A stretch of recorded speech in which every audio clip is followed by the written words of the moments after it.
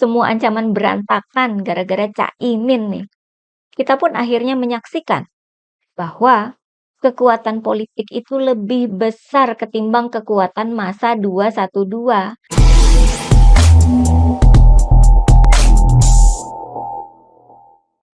Hai guys, jumpa lagi dengan saya, Nina Nur. Bersama kita akan mengulik dunia politik dengan awas, waras, dan cerdas. Sudah lama ya kita nggak membahas kubu Anies. Sesekali boleh lah ya.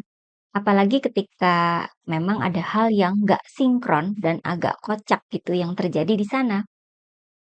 Oke, konser Coldplay sudah berlangsung beberapa hari yang lalu ya. Yang tersisa hanya berita-berita penipuan tiketnya. Namun ada satu berita yang sepertinya luput dari perhatian publik pengamat politik ya. Ternyata Cak Imin jadi satu-satunya politisi figur publik yang ketahuan nonton konser Coldplay dan jadi berita media. Kalau saya Google, sebenarnya cukup banyak media yang memberitakannya. Namun entah kenapa berita ini tidak jadi heboh gitu ya. Saya cek di YouTube, tidak ada juga pengamat yang membicarakannya. Entah karena tidak menarik dari segi berita, atau memang tidak ada yang menarik dari diri Caimin, walaupun dia adalah cawapres di pasangan capres nomor urut 1. Padahal ya, ada 2 survei yang menyatakan bahwa elektabilitas pasangan Anies Imin sedang meroket. Pertama dari survei IPO, Indonesia Political Opinion. Menurut IPO, elektabilitas pasangan Anies Imin ini telah menyalip pasangan Ganjar Mahfud, sehingga Anies Imin menjadi nomor 2 dengan angka 34,1%. Sekali lagi ya, mereka disebut berhasil menyalip angka pasangan Ganjar Mahfud. Yang kedua, menurut survei LSI Deni JA, pasangan Anies Imin mengalami peningkatan elektabilitas yang sangat signifikan dari angka 15% menjadi 20,3%. Walaupun mereka masih tetap berada di urutan ketiga dalam hasil survei ini. Kalau memang ada lonjakan dalam survei, ini kan jadi aneh ya jika disandingkan dengan adanya berita Caimin nonton konser Coldplay. Pasalnya, konser Coldplay itu kan mengalami penolakan dari kelompok 212 itu ya, Novel Bamukmin dan kawan-kawannya. Ancaman dari mereka ini banyak juga loh ternyata. Seperti mengancam akan mengepung bandara ketika grup Coldplay itu datang, mengancam akan mengepung hotel tempat Coldplay menginap, mengancam akan melakukan aksi besar-besaran, bahkan sampai akan melaporkan Menko Polhukam Mahfud MD ke Mabes Polri dengan tuduhan provokasi. Karena menurut mereka Menko Polhukam merupakan tokoh kunci yang menentukan boleh tidaknya Coldplay menggelar konser di Indonesia. Gak cuma itu saja ancaman dari kelompok 212 ini ya. Novel Bamukmin dan teman-temannya ini juga mengancam akan membakar dan merobohkan panggung konser Coldplay loh. Tentunya sekarang ini kan kita tahu dan lihat buktinya bahwa ancaman-ancaman itu hanya omong doang. Hanya di bagian demonya saja yang kesampaian. Sisanya nggak ada yang sampai kejadian kok. Mengepung bandara saja nggak kesampaian. Lawong Coldplay dengan santai ternyata tahu-tahu sudah datang aja di Jakarta. Mereka datang memakai pesawat jet pribadi di Bandara Halim. Nggak ada yang demo itu. Malah kemudian tersebar foto heboh vokalisnya Coldplay itu jalan-jalan di Jakarta tanpa pakai alas kaki. Ada yang demo atau yang menghalang-halangi mereka jalan-jalan di Jakarta?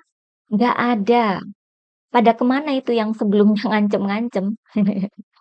Belakangan setelah ketahuan kalau Caimin ternyata menonton konser Coldplay itu, ada juga ya dugaan bahwa ini menyebabkan ancaman-ancaman terhadap konser Coldplay itu yang malah dibatalkan. Jadi bukan konsernya yang dibatalkan, tapi ancaman-ancamannya yang dibatalkan. Ini dilihat dari perubahan yang terjadi dari postingan di medsos oleh salah satu aktivis 212. Awalnya dia menuntut batalkan konser Coldplay, bahkan sampai menantang untuk berperang jika konser tetap digelar. Tapi kemudian postingan selanjutnya berubah menjadi mempersilahkan konser digelar, asalkan tidak memasang atribut yang mendukung LGBT.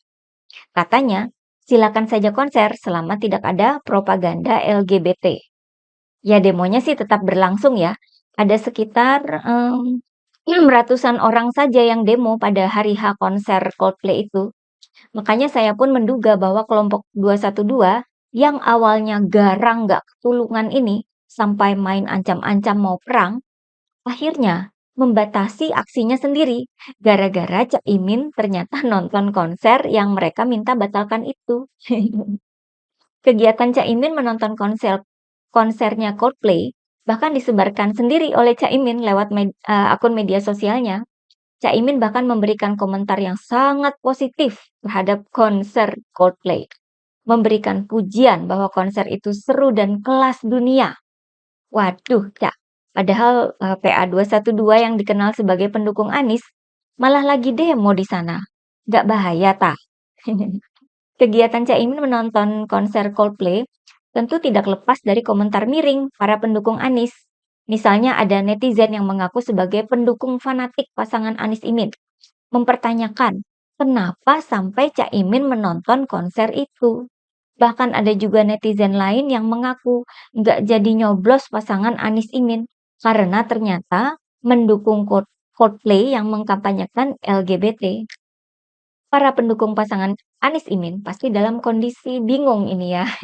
Lebih bingung lagi yang sudah mau meratakan panggung konser Coldplay. Sudah siap-siap untuk menyerbu, membakar, dan merobohkan panggung konser Coldplay. Sesuai dengan ancaman yang dikeluarkan sebelumnya. Udah kayak lawak gak sih? Semua ancaman berantakan gara-gara Cak Imin nih. Kita pun akhirnya menyaksikan bahwa kekuatan politik itu lebih besar ketimbang kekuatan massa 212. Karena kalau partainya Caimin melepas dukungan dari Anies, ya bubarlah kan itu koalisi. Potensi ancaman bubarnya koalisi pengusung Anies jauh lebih mengerikan bagi mereka timbang perjuangan mereka sendiri menuntut pembatalan konser Coldplay. Kemudian kelucuan itu tidak berhenti di sana saja. Setelah konsernya Coldplay selesai, beberapa hari kemudian, sekitar 3 hari kemudian ya, digelar acara Ijtima Ulama 2023. Hanya ada satu kelompok yang menggelar acara dengan judul Ijtima Ulama, yakni kelompok 212.